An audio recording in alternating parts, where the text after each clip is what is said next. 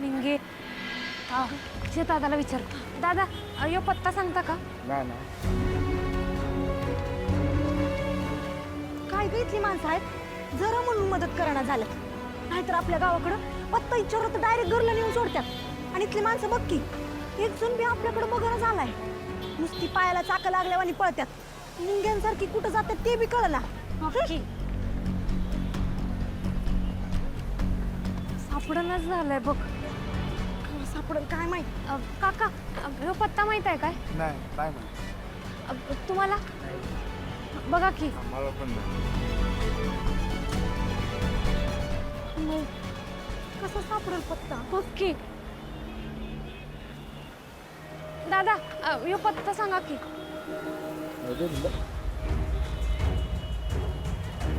कुणालाच माहित नाही. आता कसं सापडायचं?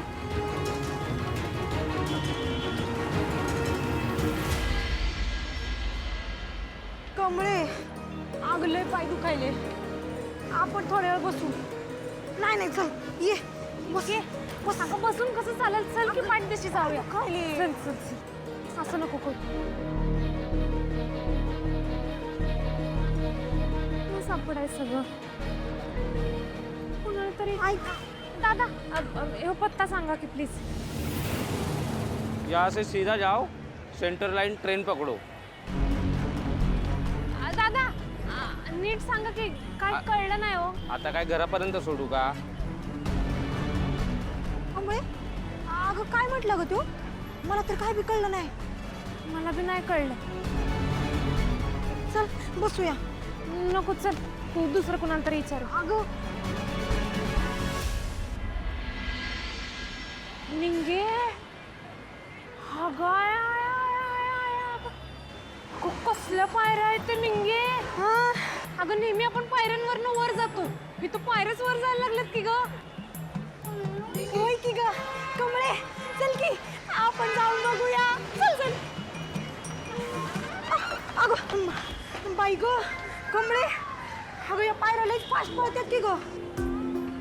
निंगे आपण एक आयडिया करूया. डोळं बंद करून जय भवानी म्हणूया आणि उडी मारूया. चालते का? नको नको मला लई भ्या वाटले. नको कमळे. काय घाबरायचं नाही. चल चल. अगं थांब चल. 1 2 3 जय भवानी. अगं कमळे जमलं की. निंगे आपण वर जायला लागलो की ग. मी बसतो. अगं बसलेच आहे. उठ. अगं उठ की. कसलं भारी वर चालत बघ पायऱ्या. हे बघ आपण वर जाऊ शकतोय असं. आणि असं खाली बी येऊ शकतोय ग. वरी वरी कमळे. पोचलो बघ. आता उतरायचंय बरं का. जय भवानी म्हणून. हा परत. थांब. 1 2 3 जय भवानी. किती भारी आहे तुम्ही. कमळे आपण आपल्या गावाकडे गेलो की नाही की तुळजाईच्या देवळाला बी अशाच पायऱ्या बसूया. होय रे होय. लय भारी आयडिया बघ. म्हणजे आबांचं कधीच पाय दुखणार नाही. होय चल.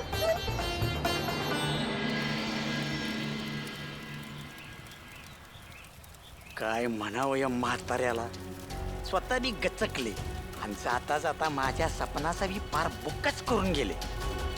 नुसती डील हुस्तवर थांबला असता तर काय बिघडलं असतं.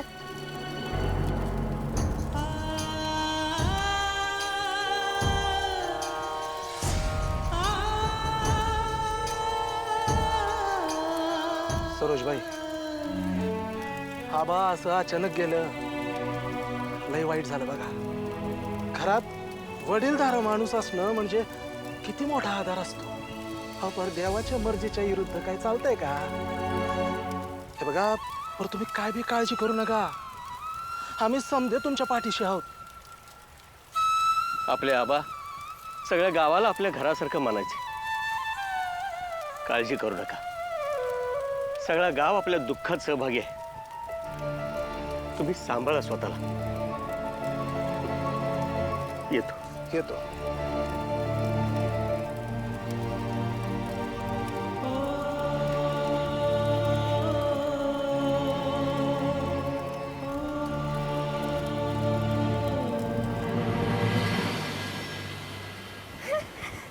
कमळे सुनामी आली. चल लवकर. अगं येडबिडी आहेस काय? अगं सुनामी काय एवढी असते? लय मोठी असते. समुद्राच्या लाटा आहेत बघ की कसल्या भारी आहेत. ये काय नव्हती. भ्या वाटायला नाही वाटत ये होय ग भारी वाटतं की नाही लय भारी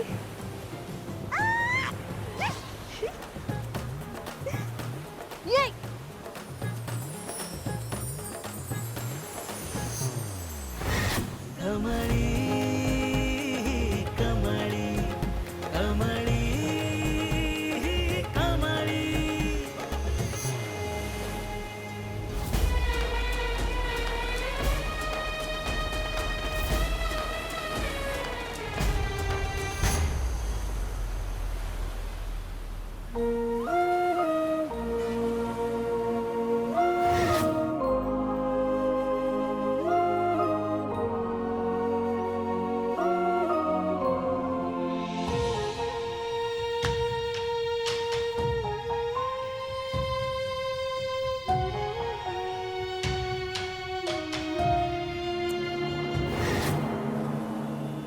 निंगे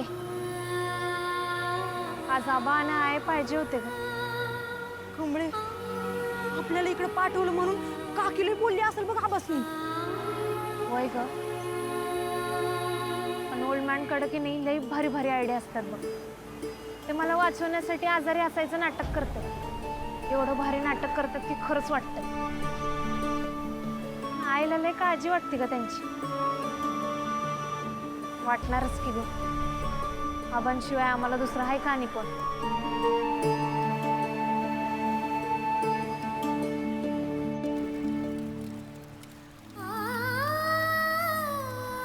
सरे किती वेळ इथं उभारणार आहेस अशा ना आबा परत येणार आहे वय चल चल निघूयात आता सरोज सरोज मला आज बी आठवते माझ्या तान्ह्या कमळेला हातात घेऊन मी जेव्हा एकटी पडलो होतो तेव्हा आबाच माझ्या पाठीशी उभारलं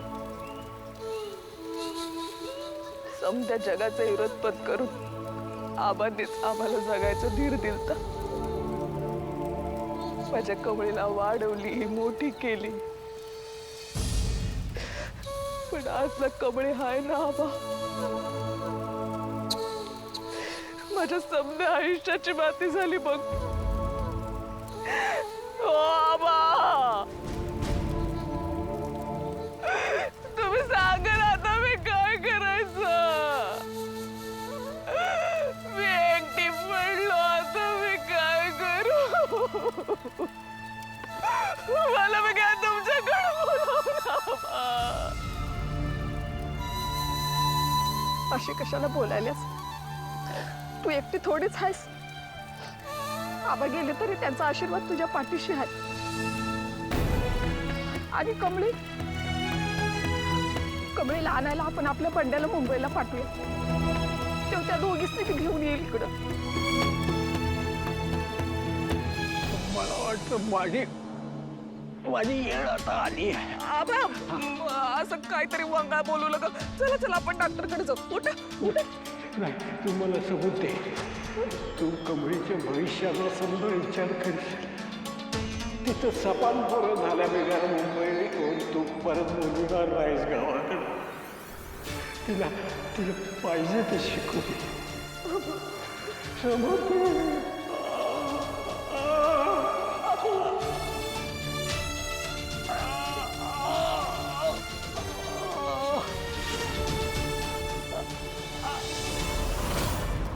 नाही नाही असं नाही करायचं नाही मी आबासनी सबूत दिला आहे उभा आयुष्यात त्यांनी माझ्याकडे हे एकच तर वचन मागितलंय त्याच ते दिलेलं वचन मला पुरं करायच पाहिजे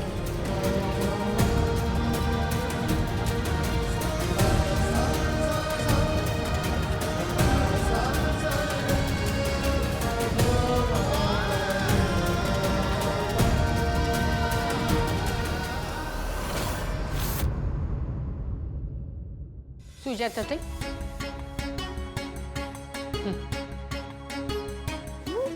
रागिणी मी जरा देवळात जाऊन येते तू जरा यांच्याकडे लक्ष दे तसं मी बंडूदादांना सांगितलंच आहे पण तू सुद्धा बघ त्यांना काय हवं नको ते हां आई मी पण ऑफिसलाच निघालो आय ड्रॉप यू अरे नको रे तुला उशीर होईल. मी जाईन ना ड्रायव्हरना घेऊन. आई अगं तुला बीपीचा त्रास आहे एकतर, त्यातून आठवड्यातनं 4 दिवस तुझे कुठले ना कुठले तरी उपास असतात, त्यातून वातावरणात सारखे बदल होत आहेत, कधी पाऊस पडतोय कधी ऊन येतंय, असं तुला एकट्याला कसं जाता येईल? तू एकटं कुठेही जायचं नाहीस, कोणाला तरी घेऊन जा, सुधाताईंना घेऊन जा. अरे एवढं काही झालं नाहीये मला, आणि काळजी घेईन मी. तसंही तू आजकाल मला एकटीला कुठे बाहेर जाऊच देत नाहीस. पूर्वी मी ऑफिसमध्ये तरी यायची, आता तू ते सगळं हातात घेतल्यापासून माझं तिथे येणंही थांबलं. राजन, कालपासून ना मला अस्वस्थ वाटतंय. मला असं वाटतंय की देवळात जाऊन आले ना तर मनाला जरा बरं वाटेल. आणि तुला म्हटलं ना, गुरुजींनी पण सांगितलं माझी मोठी नात लवकरात लवकर भेटेल म्हणून. अरे कोणी सांगावं, कदाचित आज ती देवळातच भेटायची. दिवसेंदिवस ना आजची मॅड उचलली, मॅड ती मॅड आहे. अरे खरंच, मला खरंच असं वाटतंय. मी देवळात जाऊन देवाची जर मनापासून प्रार्थना केली ना तर माझी मोठी नात लवकर आपल्याला भेटेल. काय बोलले होते मी? देवळात जाऊन असं काही होत नसतं. जर देवळात जाऊन काही झालं असतं तर आतापर्यंत आजोबा ते मॅरेथॉन रेसचे विनर असते, आणि यांची तोडली ना ती आपल्यात बसून लुडो खेळत असती. आणि का आई, सॉरी आई, पण तिच्याच घरात तिच्या समोर सतत दुसऱ्या नातीचं कौतुक करत असता, जे जिवंत सुद्धा नाही. इनफॅक्ट तुम्ही तिला कधी पाहिलंच नाहीये अशा नातीचं कौतुक जर तुम्ही माझ्या मुलीसमोर करत असाल तर ऑब्व्हियसली तिला वाईट वाटणार, तिला त्रास होणार, राईट? रागिणी, जर लहानपणापासून अनिकाला तू ही जाणीव करून दिली असतीस की तिला एक मोठी बहीण आहे आणि तिच्या मनामध्ये त्या बहिणीबद्दल प्रेम आणि आपुलकी पेरली असतीस ना तर तिला असा राग आला नसता. उलट तिला त्या बहिणीच्या भेटीची ओढ लागली असती. शेवटी काही झालं तरी बहिणी आहेत त्या. भावंडांमध्ये प्रेम असायला हवं, राग नाही. आणि म्हणूनच जर अनिकाला तिच्या मोठ्या बहिणीबद्दल द्वेष वाटत असेल ना तर चूक तिची नाहीये, तुझी आहे. वहिनी, अहो काय बोलताय तुम्ही? म्हणजे तुमची नेमकी इच्छा तरी काय? तुम्हाला असं वाटतं का की घरातल्या सगळ्यांनी तुमच्याप्रमाणे भ्रमात राहावं म्हणून? हा म्हणजे त्याने काय होणार आहे? भावंडांचं प्रेम नशिबात असावं लागतं. माझ्याकडेच बघा ना, मला भाऊ आहे पण काय उपयोग?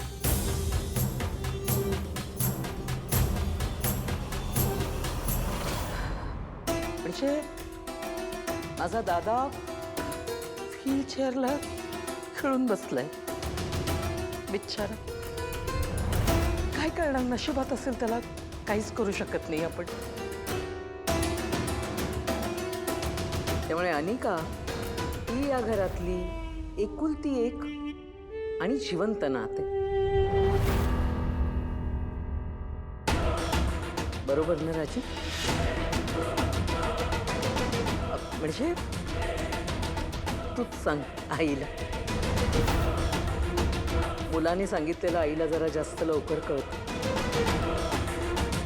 कामिनी, मी तुला पुन्हा एकदा सांगते, तुला जो भ्रम वाटतो ना तो माझा ठाम विश्वास आहे. आणि परमेश्वराच्या कृपेने गेली 17 वर्ष तो क्षणभर सुद्धा ढळलेला नाही. हो. जेव्हा खरोखर माझी मोठी नात या घरात येईल ना तेव्हा तुला हे मान्य करावंच लागेल की माझा विश्वास म्हणजे काही खोटा भ्रम नव्हता. आणि ती येणार, ती या घरात नक्की येणार. हे तिचं हक्काचं घर आहे आणि तिचा हक्क, तिचा अधिकार हा मोठाच असणार. ती या घरातली थोरली नात आहे ना. आणि ती जेव्हा इथे येईल तेव्हा अनिकाच्याही नशिबात येईल की भावंडाचं प्रेम. हो बरं.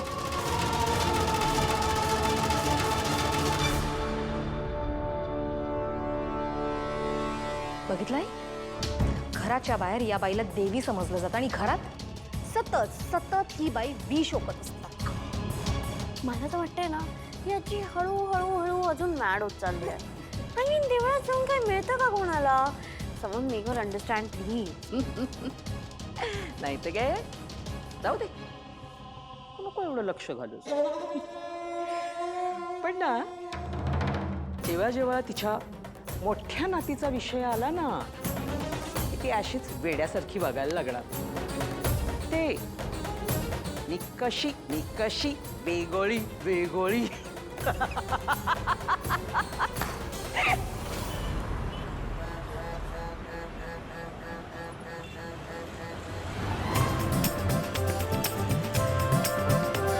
अगं आय आय आय आय आय केवढ्या ग या गाड्या, आणि या गाड्या नेमक्या निघाल्यात तरी कुठं? गमळे, यातनं वाट काढत आपण जायचं तरी कसं? अगं बघ की किती फास्ट चालल्या त्या. निंगे जसं आपल्या छत्रपती शिवाजी महाराज जय भवानी मातेचं नाव घेऊन चढाई करायचं की नाही, तसंच आपण बी करूया. चल होय, जय भवानी. चल.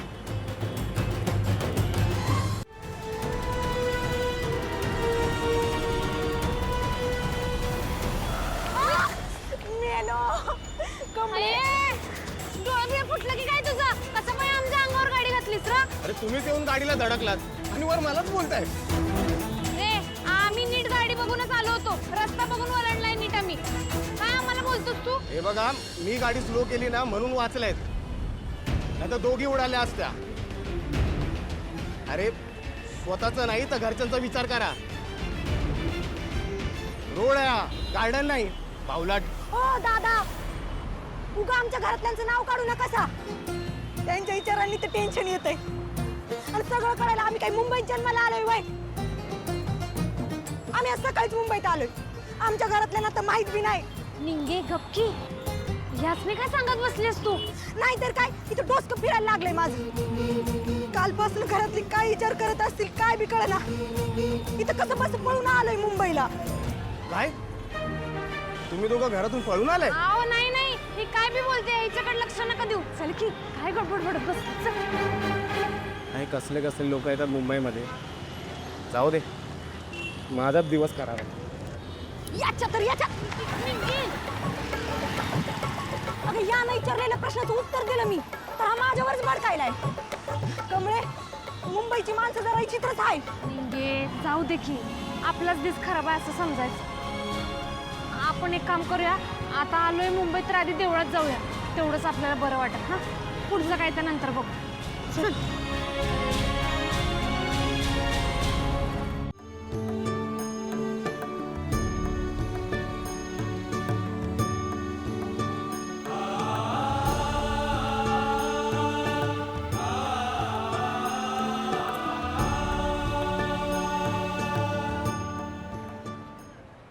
महाराज,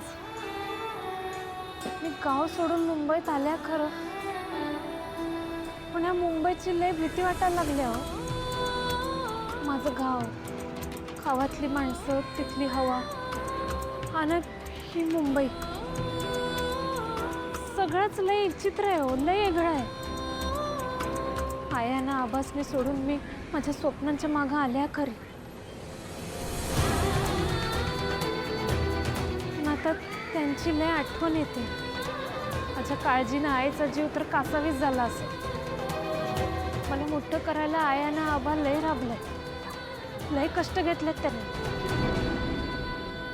तर आता इथं आल्यापासून असं वाटायला लागलं मी फक्त माझा विचार केला का हो? केवढा स्वार्थी झालो मी. तो सगळा विचार करून हडबडल्यागत झालं. इतका स्वार्थी विचार केला काय मी? काहीच समजेना झालं. महाराज, मी माझं लय मोठं सपान घेऊन या स्वप्ननगरीत आलो. मला इथे लय शिकून माझ्या गावाकडे जाऊन मोठं कॉलेज बांधायचं, म्हणजे माझ्यासारख्या पोरींना तिथे शिकता येईल, स्वतःच्या पायावर उभं राहता येईल.